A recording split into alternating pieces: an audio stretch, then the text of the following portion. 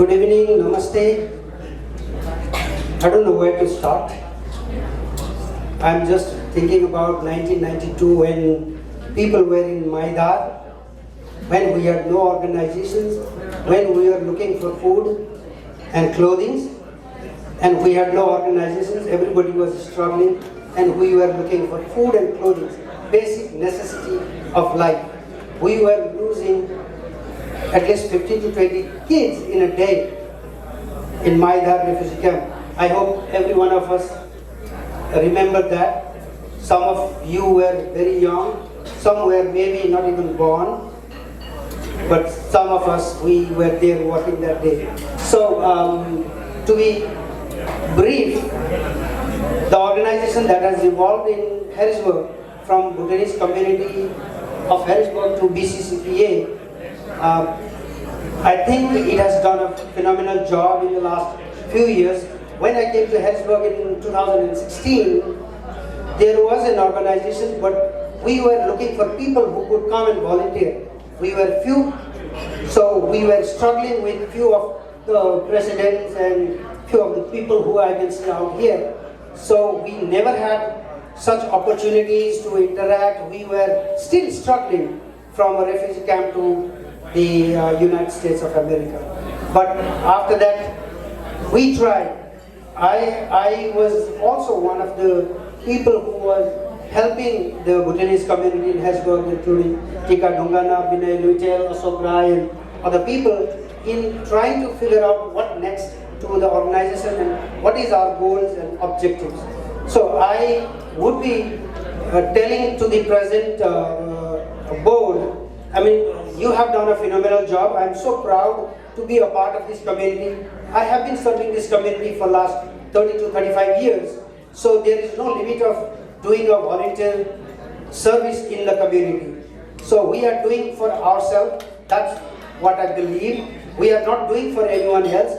But now the situation has changed. So we are doing for ourselves, for the Bhutanese community, for the Nepalese community, and for other community as well. So we have to expand our goals to include everybody, because now we are Americans and not what we were in the refugee camps. So our job is to include everybody who is in need of the service in the community and the society. So in the past few years, the community has evolved from a small to a big organization which is capable of handling so many extraordinary things they have achieved also. But I would like to stress the fact that we are here to serve the community, irrespective of where they belong, who are they, and what community are they belonging. So when we start any of the program, the biggest challenge for our community is mental health, which we have been struggling, not now, we have been struggling for ages. Even in the refugee camp we had some of those, but that has suddenly increased. It comes in a spike. It was there in 2012, and then 15, and then 16, and then 19. So are we able to address some of those anxieties of our community? We are doing a program. We have a lot of program. I appreciate the support. I appreciate the help given by the community, given by our friends and donors, but we are the ones who have to sit down and think, has that benefit reached to our grassroots level? Are we serving the people who are dying? Why are people still living in isolation? Have we reached them?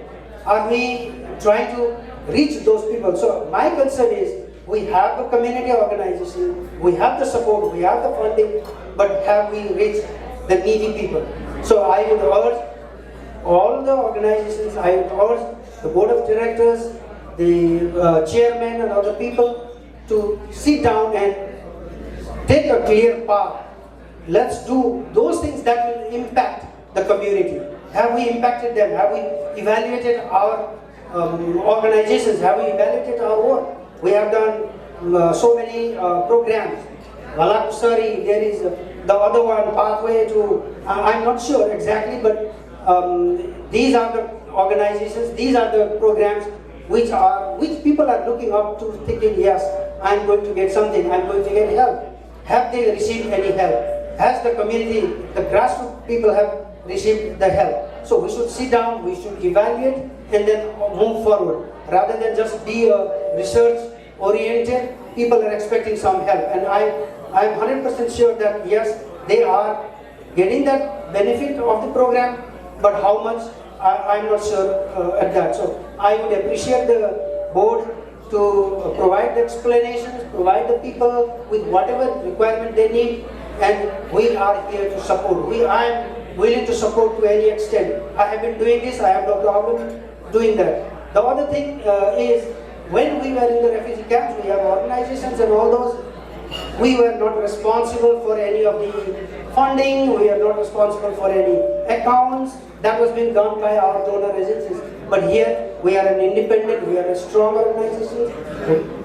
We are people who are qualified, so we are also responsible for our accounts and for the funding, for the transparency. Tilak ji already told that yes, there are times when we are behind, we may not be able to tell the public in detail. That is acceptable. I think we should also recognize that. But at the same time, our job should be to be so much transparent that people should not point a finger to the organizations. And on top of that, I would like to congratulate the past chairmen, the board of directors, the present board of directors, the community members, the business organizations, the community members for coming together and helping each other in the time of needs. I mean, the time of real need, when people have nowhere to go. That reminds me of the time when we were in Bhutan and we had to flee the country. So that time was similar to the situation that came, I mean, maybe last year or so. So it reminded us about that. So I think we should always try to help the people, and PCCPA has done a phenomenal job from that perspective. I would not be happy, 100% happy, I'm happy 95%, but I would love them to work 100%. There are so many other things, but because of the time, I'd like to stop here. Thank you so much. Thank you for the donors. Thank you for the guests for supporting PCCPA, and we expect your help in future too. Thank you so much.